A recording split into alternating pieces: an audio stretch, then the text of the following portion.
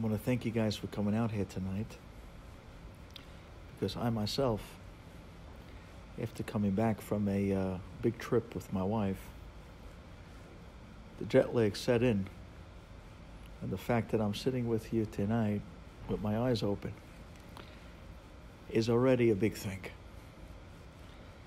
But I felt we were coming so far with this Bitachon series that how could we not hit upon rule number 4?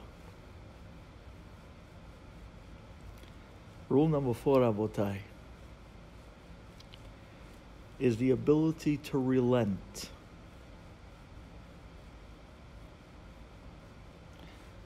The ability to give up control and to release that control to the only one who is in total control. And I want to give special words to this rule, that generally these dots aren't connected, but being that it's this week's parasha, I think it would be prime to hit home on this idea of Na'aseh v'nishma. We are a Na'aseh v'nishma Jew. Do you not understand what it means? Na'aseh v'nishma. That I'm going to do and then I'm going to hear. You know really what we're saying? I am relenting to you, Hashem. I am releasing all control, and I am simply relying on you. Na'aseh v'nishma. Whether I understand or whether I don't understand, I'm following you b'chol zot. I'm closing my eyes like a little boy who's holding his daddy's hand, and I'm walking with you in the street, and I'm following you wherever you go. Na'aseh v'nishma. I'm relying on you.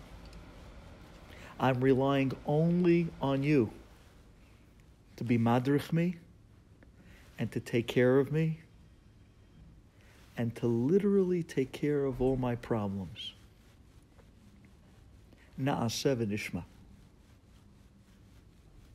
Now, usually we always spoke about Na'aseh v'nishma in the way of simply the understanding of the learning of Torah and the mitzvot. Har Sinai, Aseret HaDibrot, Na'aseh v'nishma. Says Borei Olam to the Malachim, Mi gilah libanai sod zeh. Who was the one that revealed to my children this incredible secret of Na'aseh v'nishma? Who was megalet to them this unbelievable concept? Something that Adam HaRishon fumbled, they were able to revive and bring back to life. I told Adam HaRishon, from a whole unbelievable Gan Eden of such incredible, how would we put good, that there was there for him. And I told him one tree he can't touch. Just one tree. And yet, I asked him to follow me on just one commandment. And that, he started to be choker and doresh. Wait 1 second. The Nachash comes along, pushes Chava into the tree. Hashem told you don't touch the tree. You see, you touched the tree, nothing happened.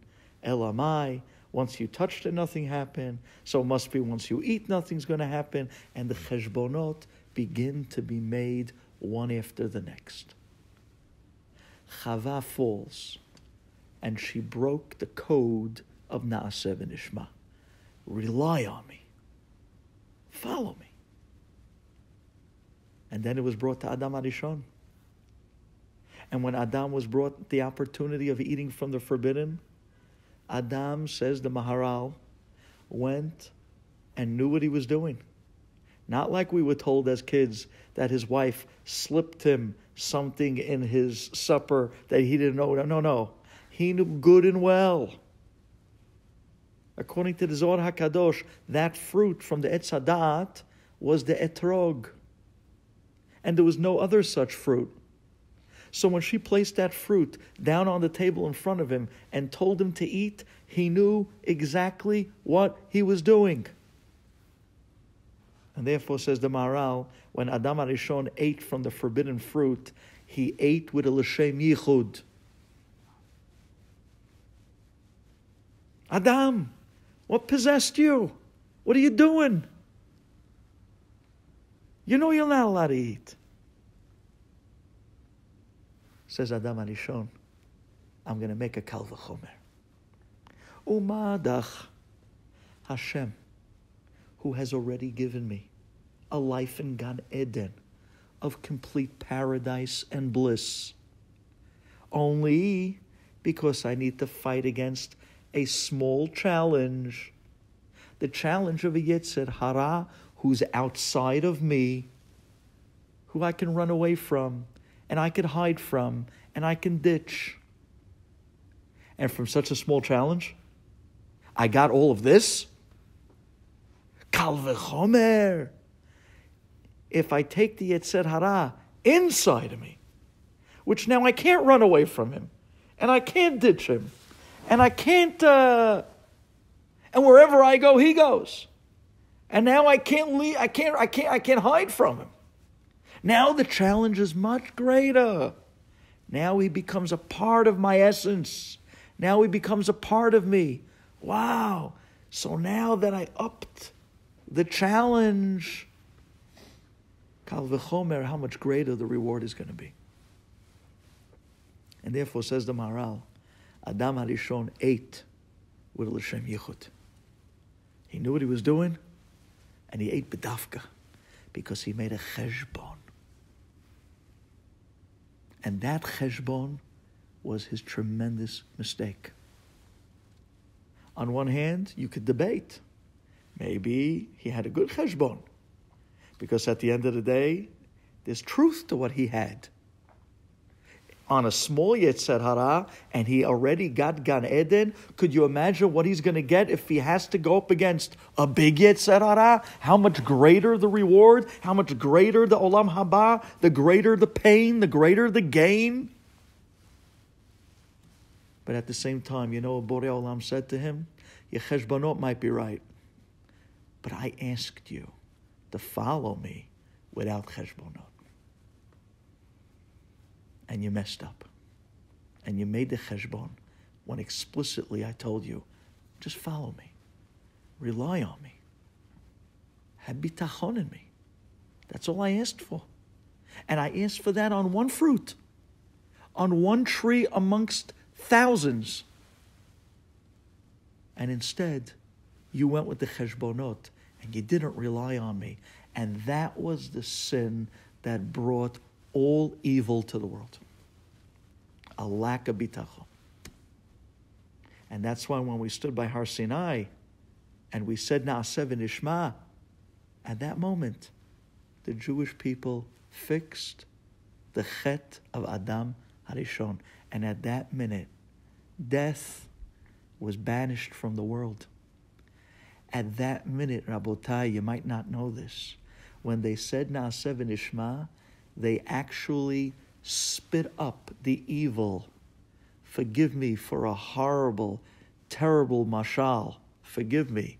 But if you could imagine Snow White spitting up the apple and coming to consciousness, the minute, Havdil, Elef Havtei Havdalot, don't get me wrong, but the minute Klal Yisrael said Na'aseh v'nishma, they kind of spit up the forbidden that was eaten by the original man, and they went back to Adam HaRishon Lefnei Achet.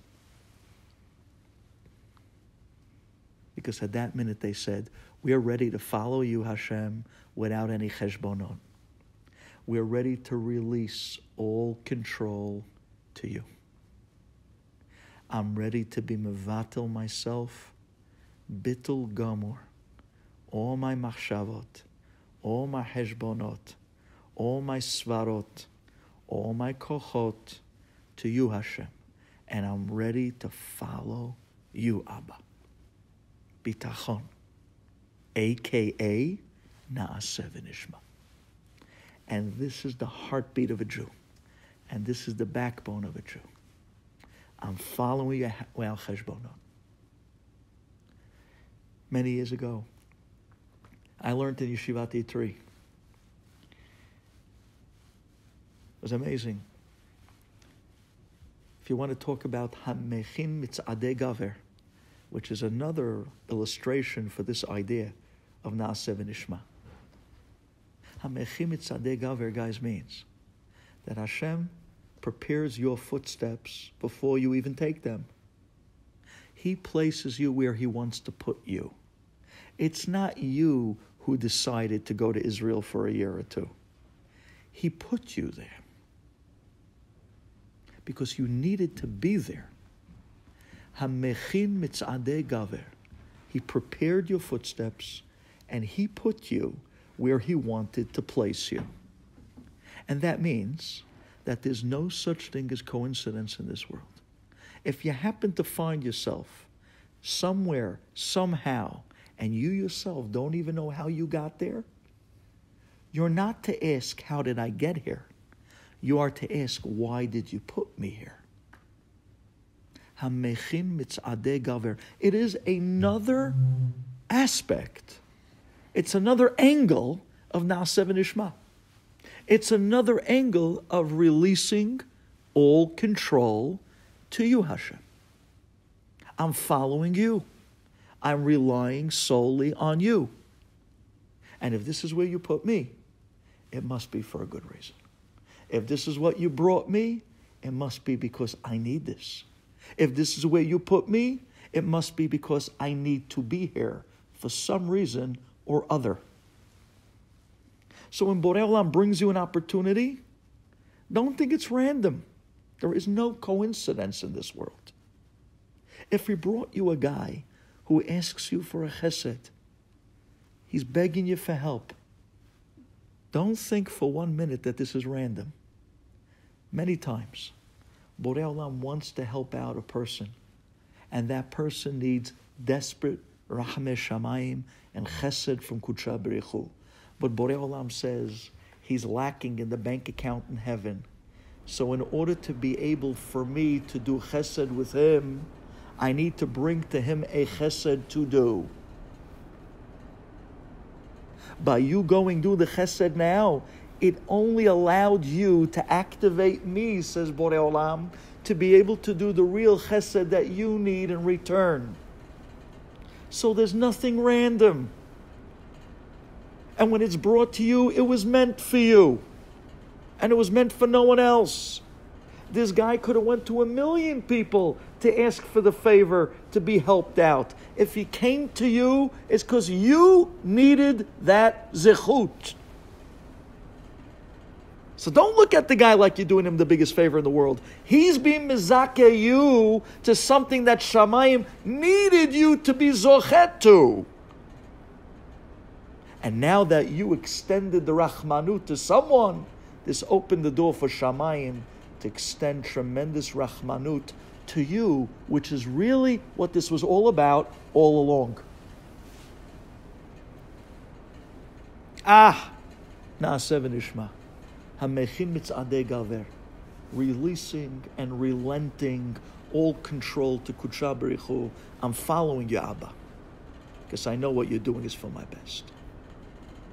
I'm relying on you with complete reliance, and I'm relying only on you, nobody else. You're going to take care of me. You're going to take care of my problems. I'm following you.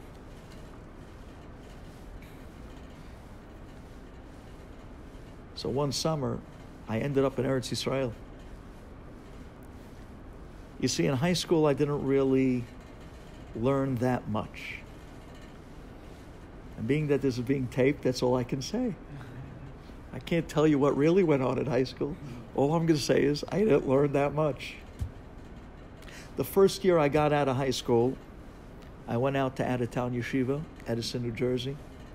That was my first year of real learning. I met my first Rebbe, Rabbi Shachar.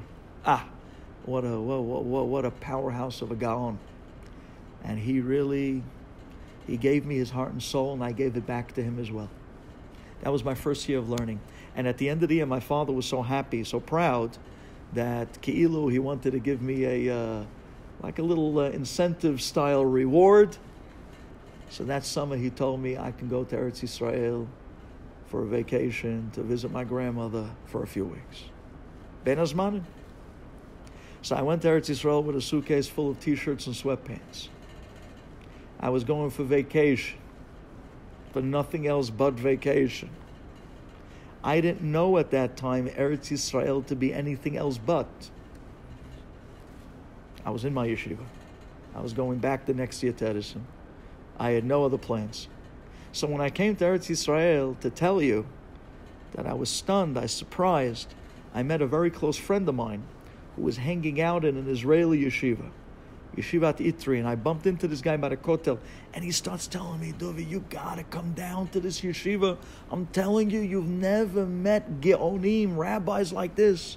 I'm talking about Ramichel Zilber. I'm talking about Diane Fisher. I'm talking about the biggest Geonim in the world.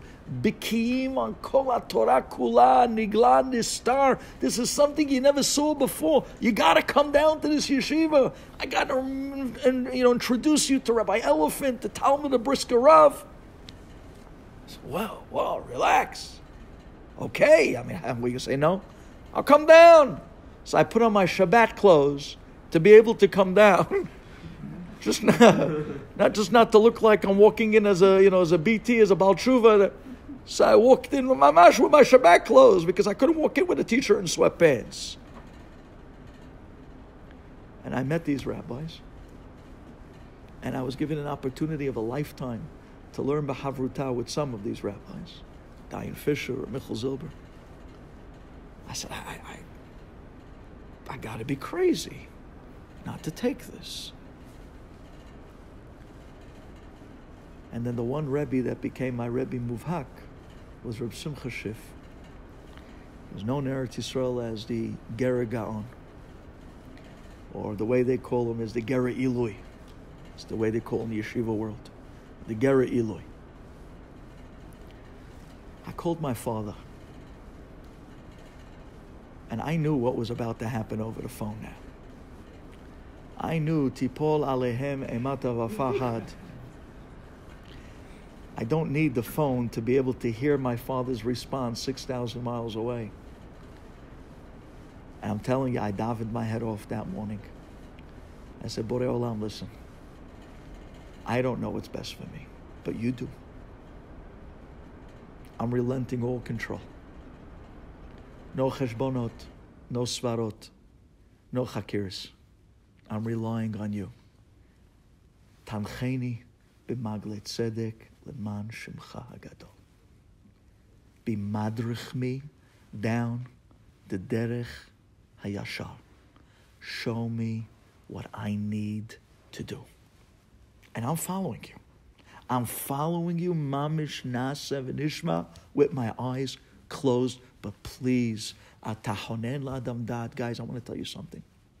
If you want to become anything in learning, if you want to taste what siyata dishmaya means, if you want to be able to reach things that you never believed you can reach in learning, if you want to be able to see a secret, that there are times where I'm knocking my head mamish in a sugya and it's not going. I'm knocking my head over a Baruch Ber for 3 days and it's not going. And then you take one Amidah and you close your eyes and you say, Borei Olam, Abba, listen to me, help me. I need you to be my chavruta. I need you to learn with me. I need you to show me the mahalach. Ata chonen la'adam da'at, la'amed le'enosh bina. You are the one who's chonen la'adam da'at. I'm asking you, I'm begging you, give me clarity in learning. That's the word I'm looking for. Give me clarity in the understanding and in the learning of this sugya. Bless me with clarity in your Torah. Bless me with clarity in the thinking and understanding and in the speaking and the giving over of your Torah. Bless me with the clarity. All of a sudden, you walk back to that same page that you've been literally knocking your head on for 3 days, ve'en kol, ve'en oneh, and all of a sudden, the page starts talking to you. All of a sudden, Rabbi Baruch Ber steps out of the Birkat Shemuel and looks you on the eye and says, Rochi. I wish he would have said that. But he said, he says, let me be masbir to you the mahalach. And you get such an unbelievable clarity because you gave up all control to Abba and relied on him. And he took you by the hand and he showed you where he can take you. Because you let him. Because you leaned on him. Because you screamed out Naseh v'nishma. Migila sod ze lebanai, says Borei Olam. Because with this sod, with this secret, you can go anywhere. You're unlimited. Because you let go to all control. And you relied on him to be madrichi with siyata d'shmaya. I said, Abba, I need your hadracha. I'm calling my father today, and I know what's going to happen on the phone. I don't have a shot. I don't have a shot of an ice cream cone in Gehenam. I don't have a shot. I called my father. Abba, I know I'm only here for a few weeks vacation, and I can't thank you enough.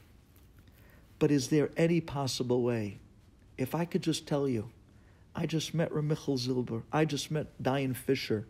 I just met the Gera Ilui, Reb Simcha Schiff. I met Rabbi Elephant, who I became a Ben Bayit by, who was handing me the literal written stencils of the Briskerov that was not yet printed. How can I walk away? Could you just let me extend this ticket for 30 days? Just let me stay in Elul here. And if it's not as great as it would have panned out to be, then I'll come home for Sukkot. I'll go back to Edison and we'll just go back to the cards the way they were. But please, let me just have this one shot. Because here is a moment that I didn't look for this. Hashem put me here. So if he put me here, there got to be a reason for this.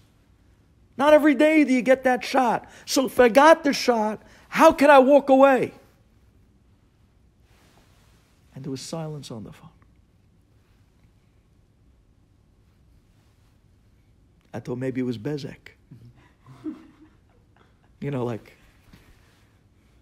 maybe my Asimon ran out. I mean, we're talking about 20, 25, 30 years ago. It was quiet. And I'm telling you, Min Hashamayim, my father's voice, he said, all right. That was the extent of the conversation. I heard in one side of his voice he wasn't happy about it, but I heard on the other side of his voice something intrigued him to say, there's something going on here. And you got to open up your eyes to Abba, because this is not Ragil. And that's his signature. When things are not Ragil, it's Hashem's wink and signature saying, just follow me. Look what I'm doing for you. I got you. Follow me. And I stayed. And Baruch Hashem, it was the greatest years of my life. And I got to learn with people that I never believed even existed in this door. I got to learn with a Diane Fisher who lived in the yeshiva dormitory all week long and only went home to his wife and kids on Shabbat. And he's been learning this way for 65 years. And he's a person who doesn't sit when he learns ever. He has a shita that while learning Kavod HaTorah, he only stands. And I brought him his breakfast every morning, and I learned with him Chavruta at night, and he only stood. He wrote the Sefer Beit Yishai, and then later on he wrote the Kobetz of Rebbe Chanan Wasserman, the Kobetz Shemuot, that was only written to a certain extent. They needed somebody to finish writing it in the style of Rebbe Chanan Wasserman. And because Reb Shlomo Fisher was from the biggest bikiyim of the works of Reb Chanan Wasserman, they gave it to him to write, to finish the Sefer in the style of Rebbe Chanan. Do you understand what size of people we're talking about over here? Hamechin mitzadei gaver. and I met my Rebbe, Reb Simcha Schiff, who I learned Chavruta with for 2 years. And one day my Rebbe turns to me and he says to me, David, today you know me as a Ger Chassid. He was in the echelon of the Ger dynasty. He married the Alte Ger Rebbes. He says, but I want to tell you my Maisa. He says, I was a 24-year-old Litvische yeshiva bacher, had nothing to do with Chassidut at all, zero. He was a Rosh HaYeshiva in Yeshivat HaNegev at the age of 24, and he was the only single, unmarried Rosh HaYeshiva in Israel at the time, Reb Simcha Schiff. He was an Eloi. He was a Gaon from that age. He was so far and well past everybody else that he was already holding there at 24 years old. He was giving Sher Klali at 24. One day, 2 Ger Hasidim walk into the Negev, to Yeshivat HaNegev, and they walk up to Reb Simcha, and they say, Harav Schiff, we have a letter for you from the Ger Rebbe. He opens the letter, and the letter simply says, Lichvod Harav Schiff, I'm asking for your presence to come and visit me in Yerushalayim on a very important matter. Signed, the Ger Rebbe. Now, which Ger Rebbe was this? I'm not sure. We'll just leave it at that. I'm not sure which one it was. He just told me the Ger Rebbe. It couldn't be the Pnei Menachem because I met the Pnei Menachem. It couldn't be the one before because I believe that was too early. I think it was the one before that. But they were all Baalei Ruach HaKodesh. They were all tremendous, the Ger Rebbes. All of them were Baalei Ruach HaKodesh. So he makes the trip into Yerushalayim and he meets the Ger Rebbe. He comes in with his Borsalino brim down hat and his Rosh HaYeshiva garb with the 2 buttons in the back of the long black coat as a regular Litvische Rosh HaYeshiva. And he walks into the Ger Rebbe, and the Ger Rebbe says to him, I asked you to come here because I want to be matzia to you, my niece. I would like you to marry my niece. It's a tremendous kavod. He was being invited into the Ger dynasty. So Rabbi Simcha told me, he says, I said to the Ger Rebbe, thank you, but no thank you. I'm not from the Hasidut. I'm a regular Litvische guy. I'm a regular yeshiva guy. I have nothing to do with Hasidim. And it didn't make sense to me. It didn't make sense. And therefore, he says, I turned to the Rebbe, I said, it doesn't make sense. Go get a Hasidish Talmud Chacham. What do you want from me? I have nothing to do with Hasidim.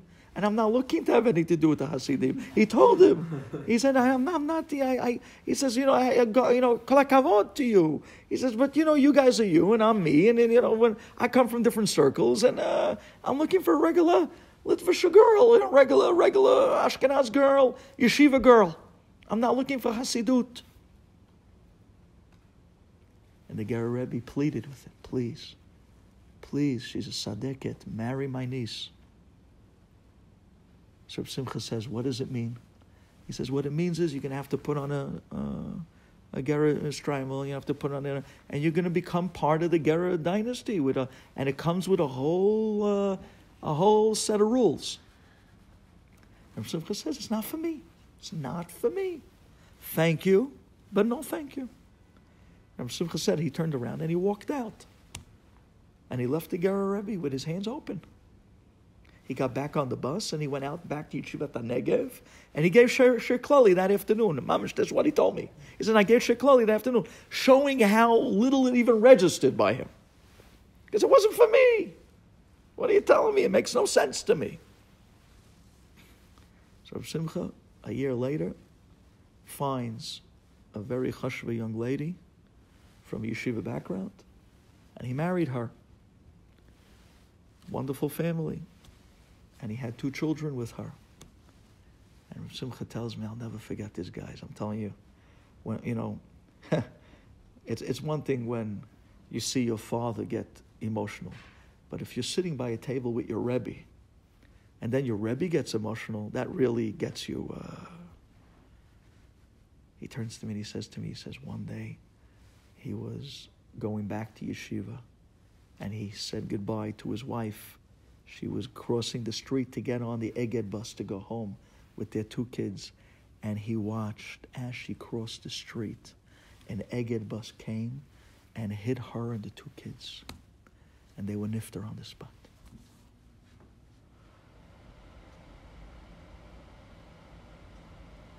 Reb Simcha told me it took him a year just to come out from his house. That's how broken he was. And he says at the end of the year, he went back to yeshiva. Who comes walking into the Yeshivat HaNegev? 2 Ger Hasidim. And they hand him a letter. Reb Simcha says, I didn't even open the letter. I knew already what the letter was about to say. I got on a bus and I went straight to Yerushalayim. And I came into the Ger Rebbe. And the Ger Rebbe takes one look at me, Reb Simcha told me, and the Ger Rebbe said, no. Are you ready to marry my niece now? What did you make cheshbonot? Why didn't you listen to me?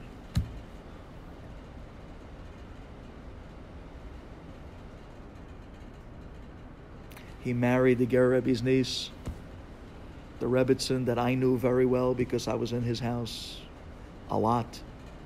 Tzadeket of a Rebbitzin. She later on became the Rebbitzin of all the Bet Yaakov of the entire Yerushalayim. She overseen the entire Bet Yaakov system of Jerusalem. And they had many wonderful kids. Reb Simcha became one of the strong Ger Hasidim in that dynasty. Tremendous Talmid Chacham from the Rosh HaYeshiva of the Ger Hasidim. And he turns to me and he says to me, sometimes a mensch has to know when to make cheshbonot and when not. Because we were given Klal Yisrael, the backbone of Naaseh v'Nishma. When and when not, that's when you need Da'at Torah. That's when you need a Rebbe. That's when you need a Rebbe. Sometimes to tell you, close your eyes and jump. And sometimes to tell you, wait, we have to look through the eyeglasses of Torah to see what's proper and what's not. But the concept, he used to tell me all the time, sometimes relent all control and say, Abba, you brought this to me. You brought me down this path. This is what you want from me. I'm accepting it. I'm relying on you. I'm going with it. Ad hasof. Bitachon. Naaseh v'nishma. You brought me here. It was for a reason. There are no coincidences. You brought this to me is a reason. You were mizakeh to me that this should come my way. This zichut, this opportunity, is because I need it.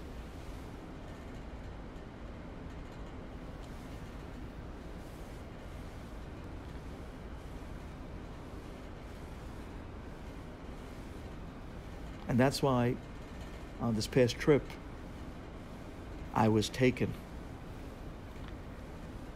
Every day, something else was happening that was crazy. A week before this trip, my wife and I had no plans, zero, to go anywhere. My kids were going away, good for them. And we were just going to sit at home and relax. Quiet, nice, decent, home-style vacation. And that would be it. And I'm telling you, a week before, something fell in both of our heads. Ad hayom, I'm still thinking, let's go to Morocco.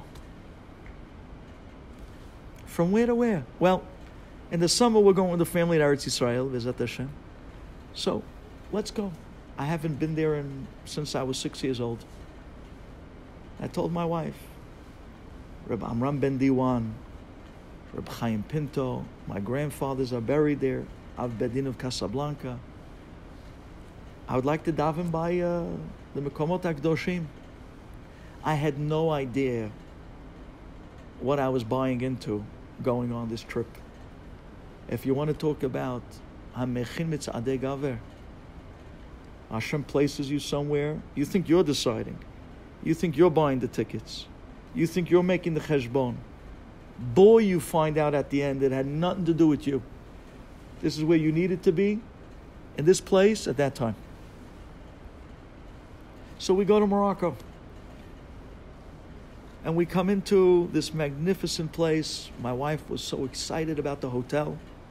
I was also excited about the hotel because this particular hotel, Mazagan, which is in a city called El Jadida, right outside of Casablanca, is 10 minutes away from a very special kever. So that afternoon, I get a text from a guy in shul, and it says, Rabbi, I know you're on vacation. I don't want to bother you. It didn't come to my phone because I don't have text. He sent it to my wife's WhatsApp. And that's the problem. Because the minute my wife gets to WhatsApp, now I'm mechuyev to read it. Because she makes me, what do you mean? You have to. I sent you to, you have to. What do you mean I have to? I'm on vacation. No, you have to. Rabbi, I don't mean to bother you, but there's a boy that's close to someone in the shul, I don't want to give any details, who was just diagnosed with a terrible machla in his brain. The boy's only 10 years old. The doctors don't think they can operate. It's too big. They don't think they can remove it. They don't know if this kid has a fighting chance. If you're going to be by Mekomot HaKdoshim on your trip, please daven for this boy, 10 years old. Okay. I said to myself, tonight I'm going to the kever. So when my wife gave me the green light, I went to pray Minchan Arbit. I got this driver, and he drove me out to this town called Azamur, and there was the kever in the Melach, in the Jewish quarter, which no longer has any Jews left. The kever of Reb Abraham Mulnis, which is in Arabic, in English, or in Hebrew, it's really Rabbi Abraham Bal Hanes. That's really what the words are. And I came to Rabbi Abraham Mulnis. I'm wearing a Yankee cap because I'm walking in the middle of an Arab village where there's no Jews left anymore. And what's funny is, you walk around thinking, I got the Yankee cap on. They were all walking up to me and saying, Shalom. So I don't know if the Yankee cap really went too far on this one, And I was saying, and I was answering back in Arabic, and they were talking to me in Hebrew. Shalom, shalom, ahi, ahi. Okay, as long as it's ahi. And this Arab took me straight to the kever, Rabbi Abraham Mulnis, or Rabbi Abraham Balanes. Rabbi Abraham Balanes, they come from all over the world to his kever. He was an incredible Baal Mofed, Baal Nisim Merabim. It says on his kever the amazing miracles that he would do for people from all over the world that came to him. But I knew that the kever has a gatekeeper. There is a lady that holds the key, and you can't get in without her. And like everywhere in Morocco, wherever you go, there's a hand stretching out before any door opens. You got to grease somebody. So I said, okay, listen, if that's what it is, that's what it is. I'm just hoping I'll meet the lady. So we walk through the Melach, this closed-in, once upon a time Jewish quarter, now all Arabs. We make it up to the kever, and the door is locked. And I turn to the Arab, and in the few broken words of Moroccan Arabic that I speak, I told him, I need to find the lady with the key. He says, don't worry, everybody knows where she is. She stays around the kever. She takes care of the kever. Okay, who's this lady? So we make our way around the Melach and we find her. The minute she looks at me, she recognizes a Jew immediately because she's Jewish. She's the only Jew living in the entire city. And I'm thinking to myself, how is she surviving here? She comes running to the kever, opens up the kever, and we go inside. And guys, I want to tell you, there were no lights in the kever, but it was so lit up. The Kiddusha that was in this kever was off the charts. It was tangible. You were able to feel the presence of a Shekhinah there. That was not normal.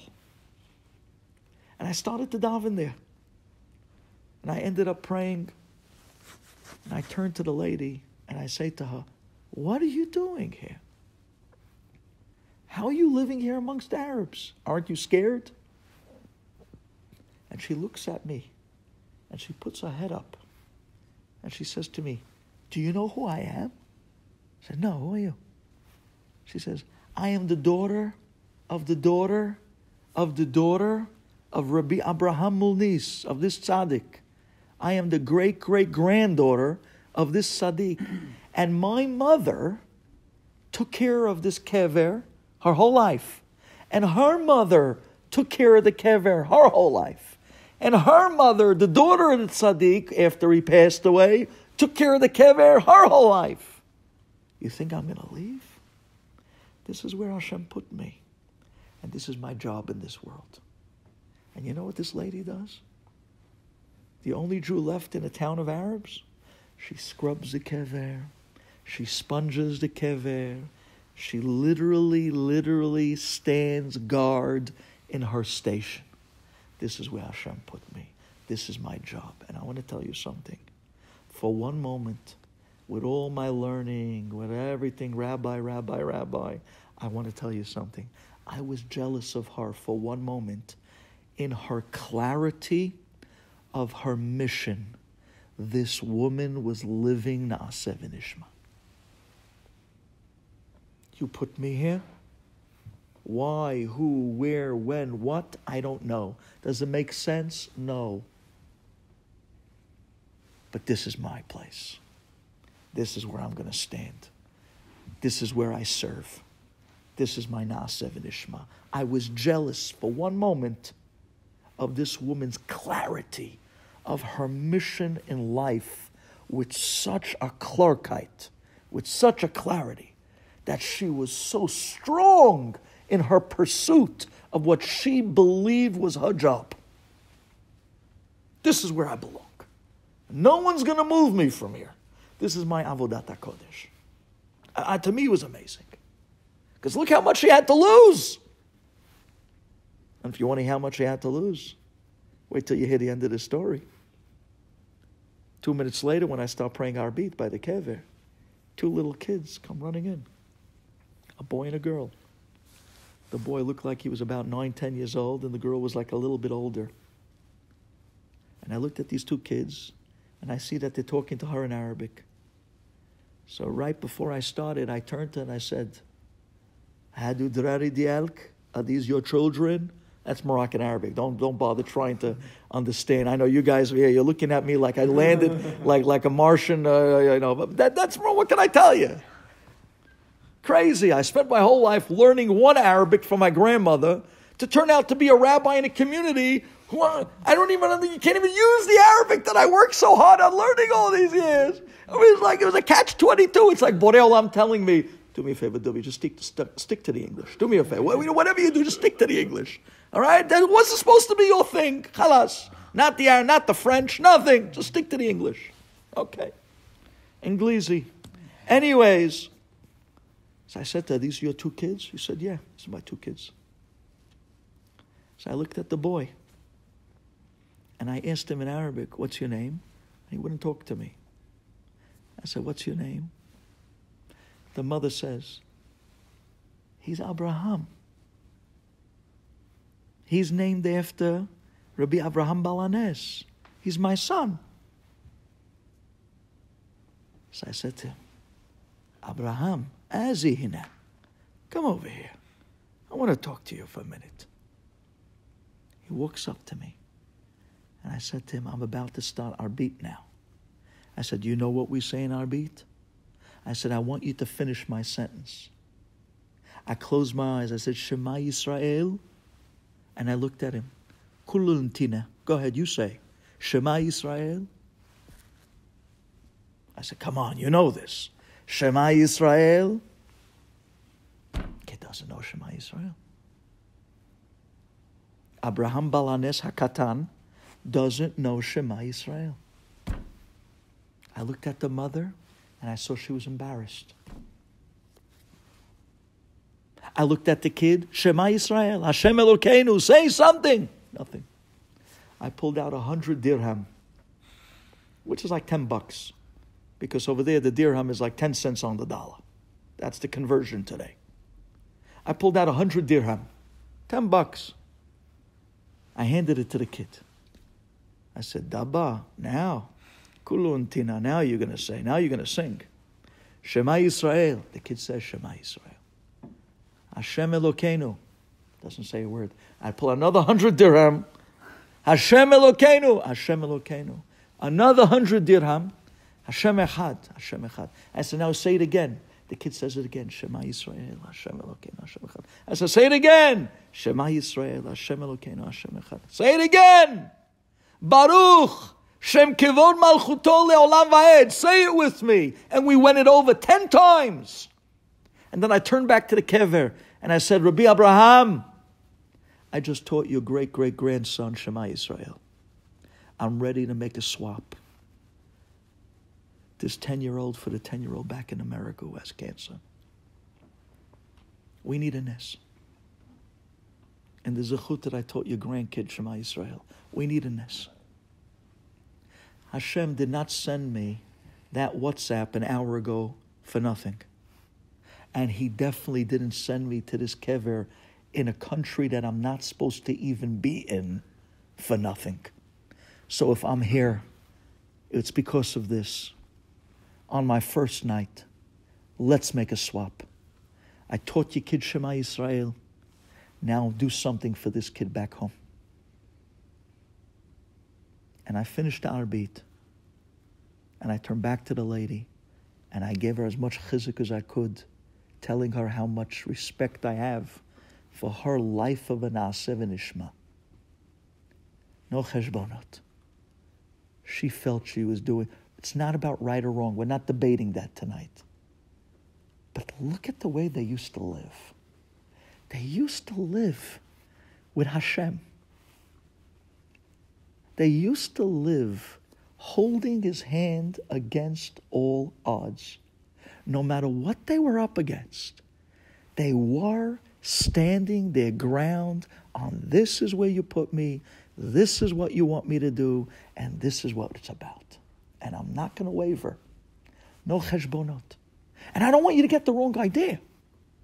We spend Yomam V'Layla going through Shas, learning the brilliance and the genius and the depth of the Ta'ama Dikra and of the understanding of the why we do what we do with the most deepest of svarot in the world. And of course, the whole Torah is about understanding and about being choker and doresh. That's the beauty of Torah. But that's not why we do it. We do it because he said so. Naaseh v'Nishma. What we get to understand along the way is a bonus. And we're required to give everything we can to understand what we're doing and why we do the mitzvot and what is a Blat Gemara and what is a Rashi and what is a Tosafot and what's a Reb Chaim Brisker and what's a Rashba. We're required, v'gita ba Yomam V'Layla, to understand as much as we can. But that's not why we follow him. We follow him because we said Naaseh v'Nishma, because he demands from us a Bitachon. That whether you understand or you don't, close your eyes and follow me. And I'll take you places that you never believed you can reach. Just relent and give up the control to Borei Olam.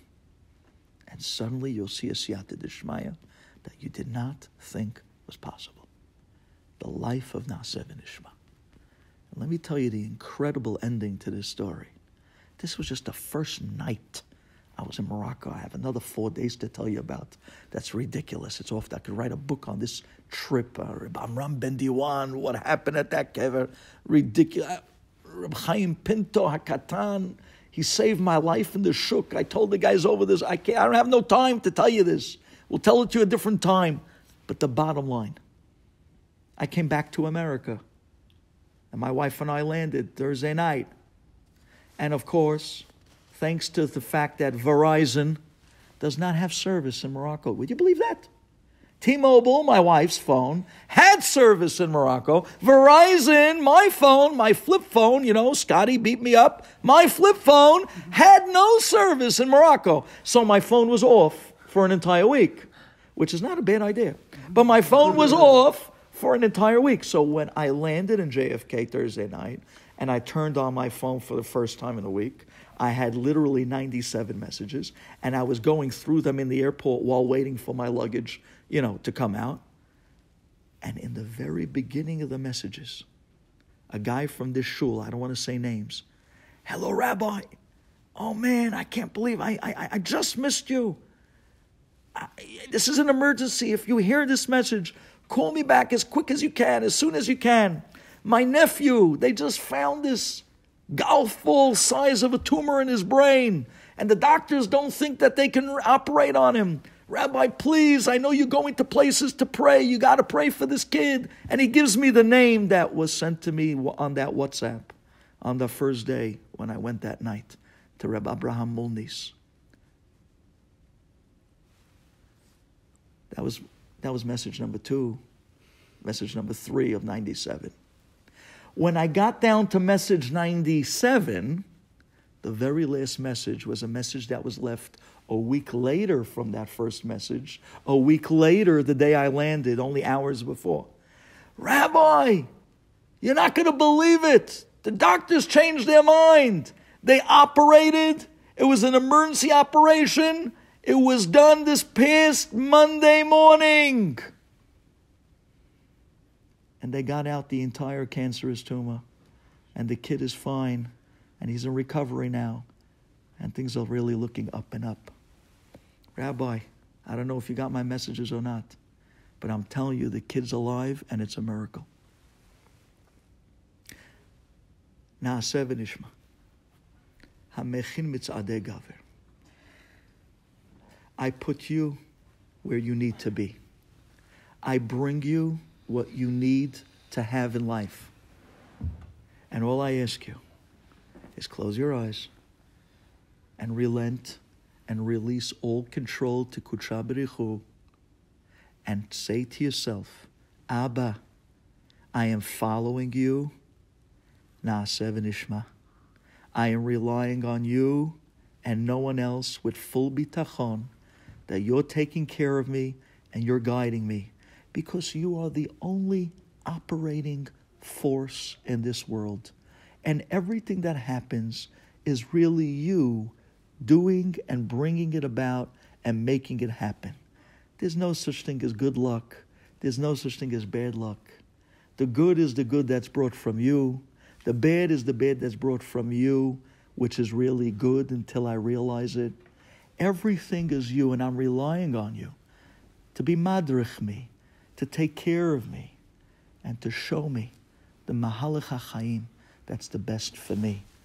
And then you open your eyes and you realize that the minute that siyata d'shmaya hits, Borei Olam literally takes you by the hand and he brings you to places, and suddenly things start happening that you're just amazed, and you watch them unfold in front of your eyes, and all you have left to say is Hodul Hashem ki tov ki le'olam chasdo.